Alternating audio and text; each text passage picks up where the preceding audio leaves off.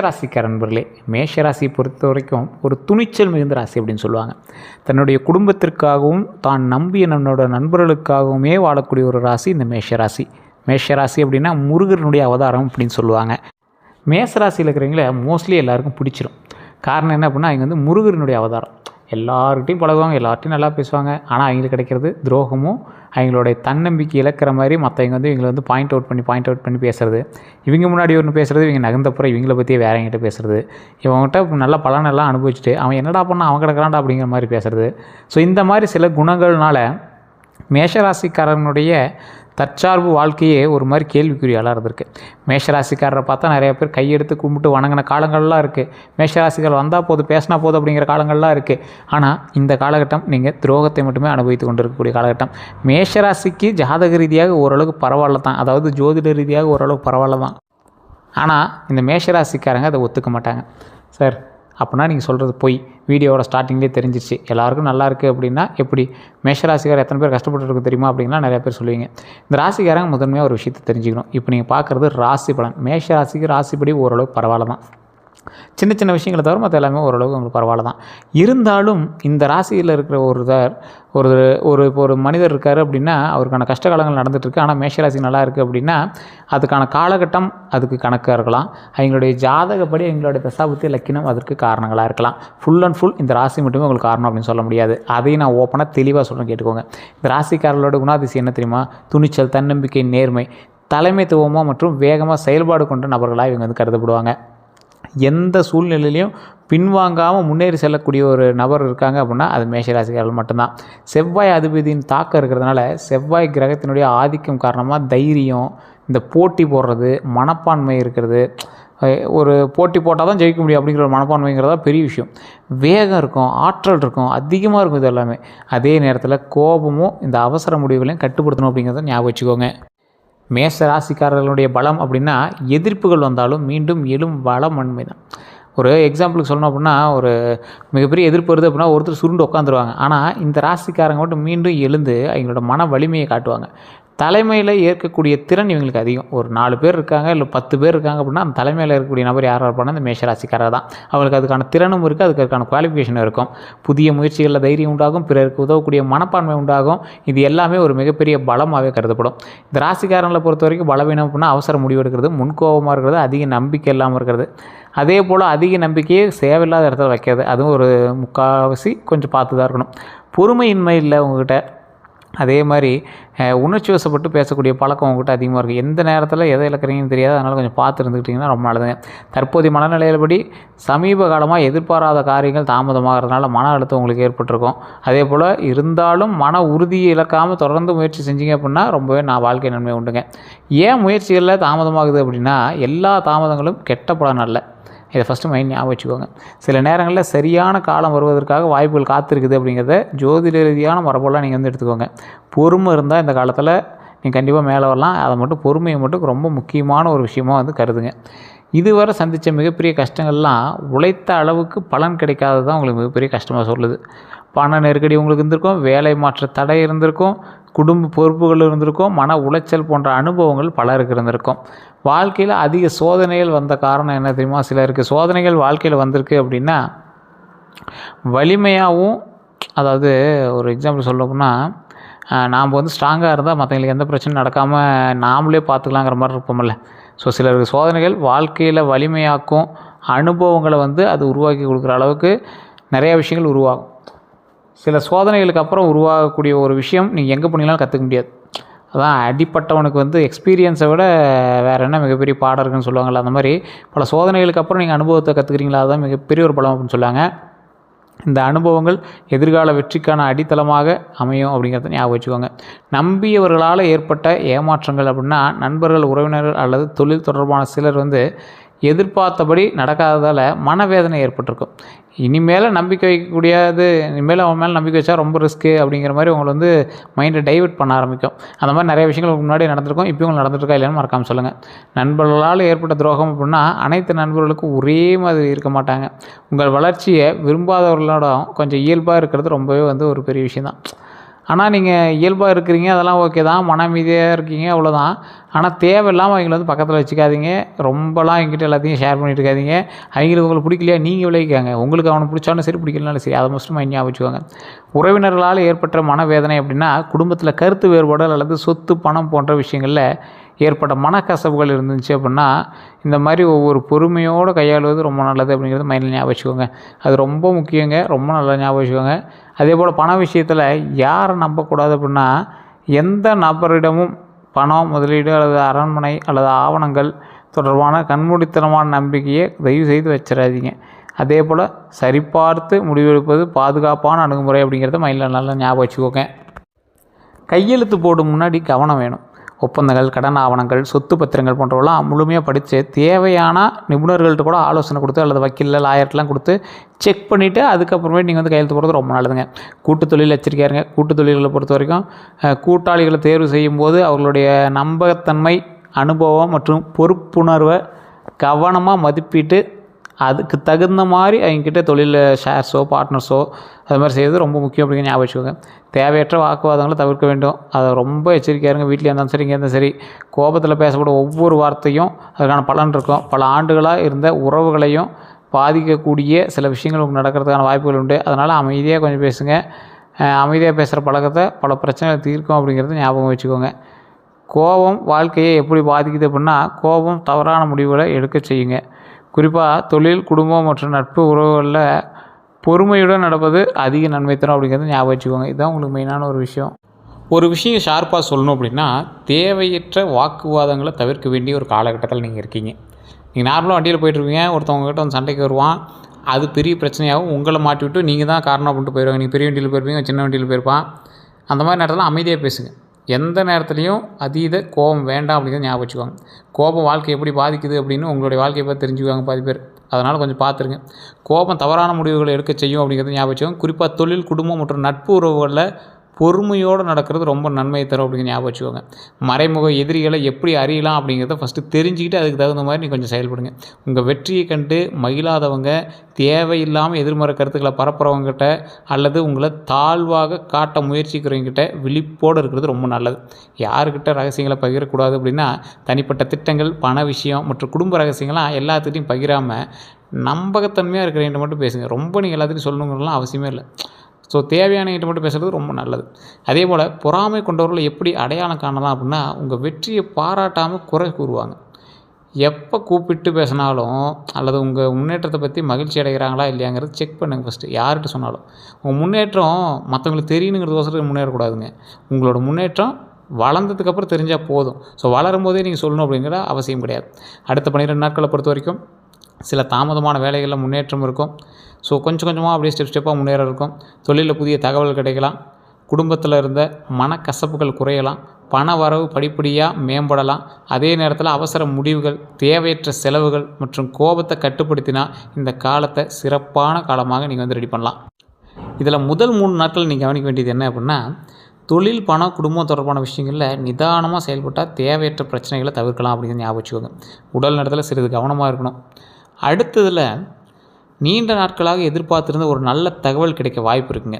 வேலை, தொழில், வருமானம் அல்லது குடும்பம் தொடர்பான சாதகமான மாற்றங்கள் தொடங்கலாம். மனதில் புதிய நம்பிக்கை உருவாகுங்க. அதே போல் ஒரு புதிய நபர்களினுடைய அறிமுகம் கிடைக்கும். தொழிலில் விரிவாக்கம் உண்டாகும். வேலை வாய்ப்பு அல்லது வருமானத்தை அதிகரிக்கக்கூடிய சந்தர்ப்பங்கள் உருவாகலாம். சரியான வாய்ப்பை அடையாளம் கண்டு பயன்படுத்துவது ரொம்ப முக்கியம் அப்படிங்கிறத ஞாபகம் வச்சுக்கோங்க.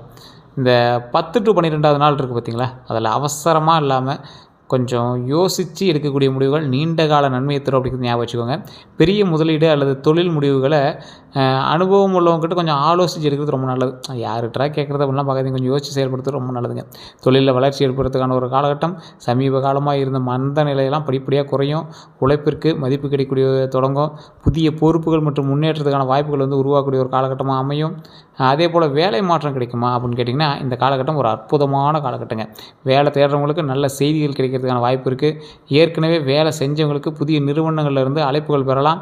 அவசரமான முடிவு எடுக்காமல் அனைத்து அம்சங்களையும் ஆராயுங்க. ஸோ எதுக்கும் துணிஞ்சு செயல்படுறத விட கொஞ்சம் யோசித்து செயல்படுறது ரொம்ப நல்லதுங்கிறது ஞாபகம் வச்சுக்கோங்க. பதவி உயர்வுக்கான வாய்ப்புகள் இருக்குது. இருந்தாலும் கூடுதல் பொறுப்புகள் கிடைக்கும். பதவி உயர்வு அல்லது கூடுதல் பொறுப்பு 2ல் ஏதோ ஒன்று கிடைக்கிறதுக்கான வாய்ப்புகள் உண்டு. மேல் அதிகாரிகிட்ட கவனிக்க தொடங்கக்கூடிய ஒரு காலகட்டம். நீங்களும் கவனிக்க ஆரம்பிப்பீங்க, அவங்க உங்களை நோட் பண்ண ஆரம்பிப்பாங்க. பொறுப்புடன் செயல்பட்டால் பதவி உயர்வு உண்டு. ஸோ அதனால் நீங்கள் பயப்பட தேவையில்லை. சம்பள உயர்வுக்கு சாத்தியமான ஒரு காலகட்டங்க. வருமான உயர்வு குறித்து பேசுவாங்க. சாதகமாக உங்களுக்கு சாதகமாக அமையும். நீங்கள் எதிர்பார்த்த அளவு கிடைக்குதான்னு தெரியாது. ஒரு 90% ரீச் பண்ணிடுவீங்க. உங்கள் திறமையை வெளிப்படுத்தக்கூடிய ஒரு காலமாக இந்த காலம் பயன்படுங்க. புதிய தொழில் தொடங்குறதுக்கான ஒரு காலம். சரியான திட்டமிடலும் முதலீடும் கணக்கிட்டு அதோட அனுபவம் உள்ளவங்ககிட்ட ஆலோசனையோடு தொடங்குனீங்க அப்படின்னா நல்ல முன்னேற்றம் கிடைக்குங்க. முழு ஆய்வு இல்லாமல் பெரிய முதலீடு செய்வதை தவிருங்க. அதே போல் வியாபாரத்தில் லாபம் எப்படி இருக்க போகுது அப்படின்னா, மெதுவாக இருந்த வியாபாரம் மீண்டும் வளர்ச்சி பாதைக்கு திரும்பக்கூடிய வாய்ப்பு உண்டாகுது. பழைய வாடிக்கையாளர்கள் மீண்டும் வரலாம். புதிய வாடிக்கையாளர்களுக்கு சேரக்கூடிய ஒரு அற்புதமான காலகட்டமாக இந்த காலகட்டம் அமைதுங்க. கூட்டாளிகளை தேர்வு செய்வது எப்படி அப்படிங்கிறத நோட் பண்ணிக்கோங்க. நேர்மை, அனுபவம் மற்றும் நிதி ஒழுக்கம் உள்ளவங்களை மட்டுமே கூட்டாளியாக தேர்வு செய்யுங்க. வாய்மொழி ஒப்பந்தங்களை விட எழுத்துப்பூர்வமான ஒப்பந்தங்களுக்கு முக்கியத்துவம் கொடுங்க. பண வரவை பொறுத்த வரைக்கும் எந்த வழியில் வரும் அப்படிங்கிறத ஞாபகம் வச்சுக்கோங்க. நீண்ட நாட்களாக நிலுவையில் இருந்த பணம் திரும்ப கிடைக்கிறதுக்கான காலகட்டம். தொழில், சம்பளம், கமிஷன் இந்த மாதிரி நல்ல ஒரு கூடுதல் வருமானம் மூலமாக நிதிகள் மேம்படுறதுக்கான வாய்ப்புகள் 100% உண்டு. அதை நீங்கள் எப்படி பயன்படுத்துவீங்கிறத பொறுத்து நீங்கள் தான் பார்த்துக்கணும். எதிர்பாராத பணவரவு உண்டா அப்படின்னு கேட்டிங்கன்னா, சிலருக்கு பழைய முதலீடுகள், நிலுவைத் தொகை அல்லது எதிர்பாராத வருமான வாய்ப்புகள்லாம் கிடைக்குங்க. அந்த பணத்தை திட்டமிட்டு பயன்படுத்துறது ரொம்ப நல்லது. அதை மட்டும் ஞாபகம் வச்சுக்கோங்க. கடன் சுமை குறையுமா அப்படின்னு கேட்டிங்கன்னா, வருமானம் அதிகரிப்பதோட மூலமாக கடனை அடைக்கக்கூடிய வாய்ப்புகள் உண்டாகுது. வருமானம் கொஞ்சம் அதிகமாகுது, அதனால் கடனை அடைக்கிறதுக்கான வாய்ப்புகள் உண்டாகுது. முழு கடன் அடைப்பீங்களான்னு கேட்டால் ஸ்டெப்பாக அடைக்கிறதுக்கான வாய்ப்புகள் உண்டு. தேவையற்ற புதிய கடன்களை தவிர்ப்பது ரொம்ப நல்லது. நிதி ஒழுக்கத்தை கடைபிடிப்பது ரொம்ப அவசியம். ஞாபகம் வச்சுக்கோங்க. சேமிப்பு அதிகரிக்குமான்னு கேட்டிங்கன்னா, சிறிய அளவிலான சேமிப்புகள் தொடர்ந்து செய்தால் எதிர்காலத்தில் கொஞ்சம் பெரிய நன்மைகள் கிடைக்கிறதுக்கான வாய்ப்புகள் இருக்குது. வருமானம் அதிகரிக்கக்கூடிய ஒரு காலகட்டம் தான். சேமிப்பு முக்கியத்துவம் கொடுங்க. அதே மாதிரி முதலீடு செய்ய நல்ல நேரமானு கேட்டால், அனைத்து முதலீடுகளையும் நிதானமாக ஆய்வு செய்கிறது ரொம்ப நல்லதுங்க. கொஞ்சம் நிதானமாக பொறுமையாக முதலீடுகளை இது பண்ணுங்கள். தவறுதலாக எந்த ஒரு விஷயத்தையும் செஞ்சு மாட்டிக்காதீங்க. உடனடியாக பண முதலீடு செய்யாமல் கவனமாக இருங்க. பங்குச்சந்தை அல்லது முதலீட்டில் கவனமாக இருங்க. அனுபவம் இல்லாமல் அதிக ஆபத்துள்ள முதலீடுகளில் ஈடுபட வேண்டாம். நீண்டகால முதலீடு திட்டங்களை சிலருக்கு ஏற்றதாக இருக்கிறதுக்கான வாய்ப்புகள் இருக்குது. இருந்தாலும் செக் பண்ணிட்டு கொஞ்சம் போடுறது ரொம்ப நல்லதுங்க. திருமணத்தடை நீங்குமான்னு கேட்குறவங்களுக்கு, நீண்ட நாட்களாக இருந்த திருமணத்தடை கொஞ்சம் கொஞ்சமாக அப்படியே நல்ல நல்ல பேச்சுவார்த்தைகள் மூலமாக தொடங்கும். அதெல்லாம் அந்த தடையெல்லாம் நீங்கி அந்த நல்ல காரியங்கள் தொடங்கும். குடும்பத்தினரோட ஆதரவு கொஞ்சம் அதிகரிக்கும். ஸ்டெப் எடுக்காதவங்களாம் ஸ்டெப் எடுக்க ஆரம்பிப்பான். திருமணமானவர்களுடைய குடும்ப நிலைன்னு பார்த்திங்கன்னா, கணவன் மனைவியிடையே இருந்த சிறிய கருத்து வேறுபாடுகள் குறையுங்க. புரிதல் அதிகரிக்கும் காலமாக இருக்குது. விட்டு கொடுத்து நடந்தால் குடும்பத்தில் அமைதி நிலவும். கணவன் மனைவி உறவை பொறுத்த வரைக்கும் ஒருவர் மதித்து பேசுவது ரொம்ப நல்லது. கோபத்தை குறைப்பது மற்றும் குடும்பத்துக்கு நேரம் ஒதுக்குவது ரொம்ப நல்லதுங்க. உறவை வலுப்படுத்தும். அதே போல் அன்பு, நம்பிக்கையும் அதிகரித்தா குடும்ப வாழ்க்கை மறுபடியும் மென்மேலும் வளர்ந்து வரும். அதை மட்டும் மைண்டில் ஞாபகம் வச்சுக்கோங்க. இதான் ஒரு முக்கியமான ஒரு விஷயமாகவே உங்களுக்கு சொல்லப்படுதுங்க. இன்னொன்று, இந்த காலகட்டத்தில் இந்த ராசிக்காரங்க ரொம்ப தெளிவாக தெரிஞ்சிக்க வேண்டிய ஒரு விஷயத்தையும் நான் சொல்ல கேட்டுக்கோங்க. காதல் வெற்றி பெறுமான்னு நிறைய பேர் கேட்குறீங்க. ஸோ இந்த மாதிரி விஷயங்கள்லாம் கீழே ஒரு நம்பர் கொடுத்துருக்கேன். பிரபல ஜோதிடருடைய நம்பர். நீங்கள் ஃபஸ்ட்டு ட்ரை பண்ணுங்கள். ஃபோன் பண்ணி பாருங்கள். சார், இந்த மாதிரி ஒரு விஷயம் இருக்குது, இது செட் ஆகுமா?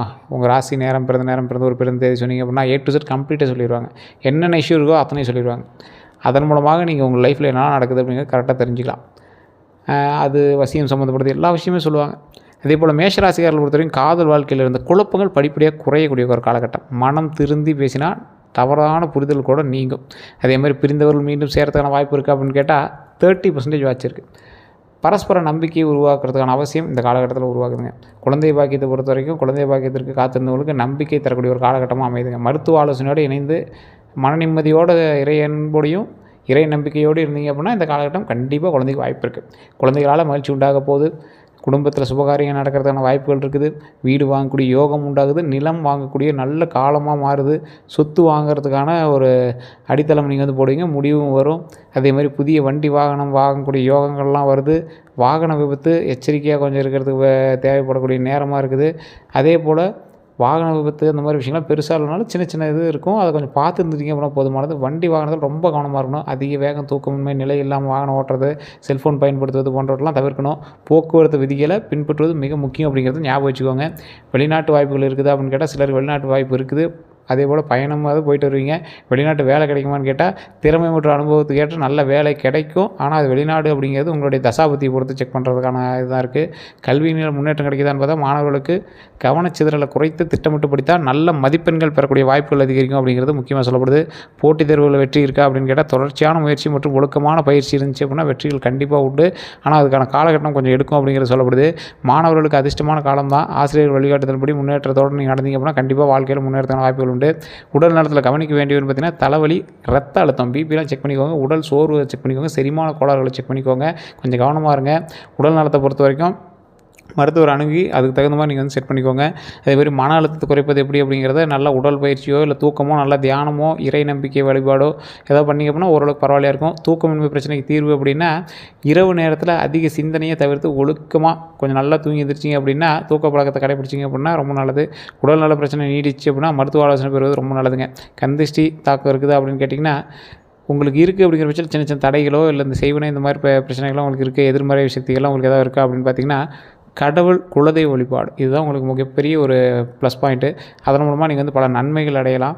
அதே போல் குலதெய்வ கோயிலுக்கு போயிட்டு வராதிங்கன்னா இந்த காலகட்டத்தில் போயிட்டு வாங்க. குலதெய்வத்தை தான் வணங்கினீங்கன்னா மட்டும்தான் நீங்கள் வந்து தப்பிக்க முடியும் இந்த ராசிக்காரரை பொறுத்த வரைக்கும். அதனால் அந்த விஷயத்தில் ரொம்ப எச்சரிக்கையாக இருங்க. எதிர்மறை சக்திகளை பற்றி நிறைய வந்து பயந்துட்டுருப்பீங்க. அவங்களாம் வந்து கண்டிப்பாக இறை நம்பிக்கையோடு இருந்தீங்க அப்படின்னா எதிர்மறை சக்திகள் அதிகமாக பயன்படாது. எதிர்மறை சக்திகள் உங்களை எந்த விதத்துலையும் தாக்காது அப்படிங்கிறத ஞாபகம் வச்சுக்கோங்க. வீட்டில் நேர்மறை ஆற்றல் அதிகரிப்பது இருக்குதா அப்படின்னு கேட்டு வீட்டை அடிக்கடி சுத்தம் பண்ணி வைங்க. தினமும் விளக்கேற்றுவது ரொம்ப நல்லது. குடும்பத்தினர் ஒற்றுமையாக இருப்பது போன்ற மன நிம்மதியை வந்து நல்ல சூழ்நிலையும் உருவாக்கி கொடுக்கும் அப்படின்னு நம்புங்க. தினமும் சொல்ல வேண்டிய மந்திரம் அப்படின்னு பார்த்தீங்கன்னா மேஷராசிகள் தினமும் முருகபெருமான், சிவபெருமான் அல்லது ஆஞ்சநேயருடைய நாமங்களை பக்தியோடு ஜபிப்பது மன அமைதி அளிக்கும். பாரம்பரிய நம்பிக்கையின்படி அது உண்மை அப்படின்னு சொல்லப்படுதுங்க. வழிபட வேண்டிய தெய்வங்கள் பார்த்தீங்கன்னா செவ்வாய்க்கிழமை ஆதிக்கம் கொண்ட ராசி அப்படிங்கிறனால செவ்வாயினுடைய ஆதிக்கம் கொண்ட ராசிங்கிறனால முருகபெருமான், சிவபெருமான், ஆஞ்சநேயர் தான். ஸோ அதை நீங்கள் வழிபட்டீங்க அப்படின்னா ரொம்ப நல்லதுங்க. குலதெய்வ வழிபாட்டின்படி முக்கியத்துவம் என்ன அப்படின்னு பார்த்தீங்கன்னா குலதெய்வ வழிபாடு குடும்ப ஒற்றுமை, மன நிம்மதி மற்றும் ஆன்மீக நிறைய வந்து அது அளிக்கும் அப்படிங்கிற ஞாபகம் வச்சுக்கோங்க. செவ்வாய்க்கிழமை விரதம் இருக்கிறது ரொம்ப நல்லது. தரிசிக்க வேண்டிய கோயில்கள் பார்த்தீங்கன்னா முருக திருத்தலங்களை தரிசிக்கிறது, சிவன் கோயில் தரிசிக்கிறது, ஆஞ்சநேயர் வழிபாடு. அதிர்ஷ்டமான கோயில்னு பார்த்தீங்கன்னா ஒவ்வொருவருக்கும் அவரவர் குலதெய்வம் தான் அதிர்ஷ்டம். அது இல்லாமல் உங்களுக்கு முருகபெருமான் வந்து ஒரு ஆப்டான கடவுளாக இருந்தால் நீங்கள் வணங்கலாம், ரொம்ப நல்லது. அதிர்ஷ்டமான தெய்வ அருள் அப்படின்னு பார்த்தீங்கன்னா முருகபெருமான அருள், சிவபெருமான அருள், குலதெய்வத்தினுடைய அருள் அவங்களுக்கு ரொம்ப மேட்ச் ஆகும். அதிர்ஷ்டமான நிறம் சிவப்பு, இளஞ்சிவப்பு, செங்காவி அப்படின்னு சொல்லுவாங்க, அது உங்களுக்கு கரெக்டாக இருக்கும். அதிர்ஷ்டமான ஆடை அப்படின்னு பார்த்தீங்கன்னா அந்த கலரில் சிவப்பு ஆடையெல்லாம் அணிஞ்சிங்க, இல்லை வெள்ளை நிற ஆடைகள் இல்லை மஞ்சள் நிற ஆடைகள்லாம் ரொம்ப உங்களுக்கு நல்லதுங்க.